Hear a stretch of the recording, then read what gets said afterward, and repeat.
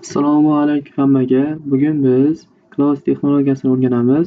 Ushbu texnologiya vodorod sulfit gazidan oltin gurt ishlab chiqarish uchun ishlatiladi. Ma'lumki, tabiiy gaz tarkibida katta miqdorda vodorod sulfit mavjud. Ushbu vodorod sulfit amin suyuqlik bilan ajratib olinganda va regeneratsiya qilinganda vodorod sulfit amin suyuqlikdan chiqadi. Natijada buni biz shunchaki atmosferaga yoqib yubora olmaymiz.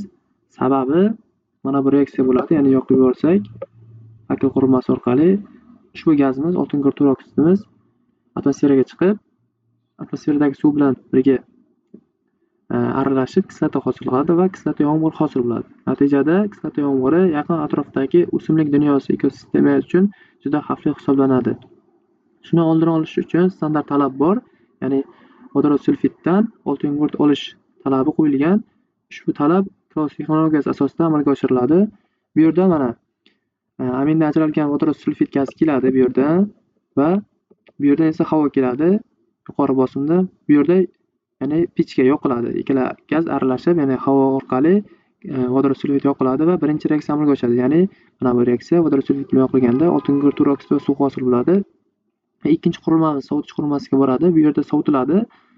Sovitilganda tarkibidagi suv yoki hosil bo'lgan oltin gurt hosil bo'lsa, kamroq miqdorda pastga cho'kadi, lekin katta miqdorda bu gazimiz, ya'ni oltin gurt oksidi va vodorod reaksiyaga kirishmagan vodorod sulfit hali ham mavjud.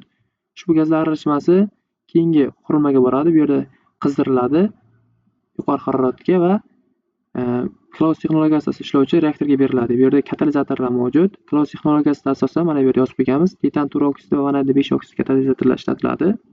Titan oksidi nisbatan chidamli va uzoq muddat xizmat qiladi. Natijada bu yerda mana ikkinchi reaksiya amalga oshadi. Reaksiyaga kirishmagan vodorod sulfit, mana pechkaga yonmagan vodorod sulfit va o'sha yerdagi oltin gurt oksidi reaksiyaga kirishib, oltin gurt va suv hosil bo'ladi. Reaksiya to'liq amalga oshmaydi, lekin katta miqdorda oltin gurt hosil bo'ladi birinchi reaktorda. Yana sovitiladi. Sovitilgan paytda o'sha suv, oltin gurt pastga cho'kadi va aralashmasi bu yerdan chiqib ketadi. Reaksiyaga kirishmagan vodorod sulfit yoki oltin gurt oksidi yana yuqori harakatlanib, yana qizdirilib, keyingi reaktorga kiradi va keyingi reaktorda ham xuddi shunaqa reaksiya amalga oshadi. Natijada oltin gurt va suv hosil bo'ladi va ushbu aralashma yana bu yerga beriladi. Bu yerga berilganda o'sha oltin gurt bilan suv pastga kondensatlanib tushadi. Tepadan esa reaksiyaga kirishmagan gazlar yoki boshqa bir gazlar tepadan chiqib ketadi mana bu yerda.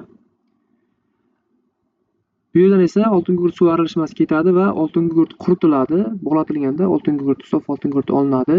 Ushbu oltin gurt asosan tozalik miqdori juda yuqori. Sanoatda kauchukni vulkanizatsiya qilish uchun ishlatiladi va yuqori termik mexanik xususiyatga ega bo'lgan rezina ishlab chiqariladi. Rezinadan shinalar, shunga o'xshagan mahsulotlar ishlab chiqariladi.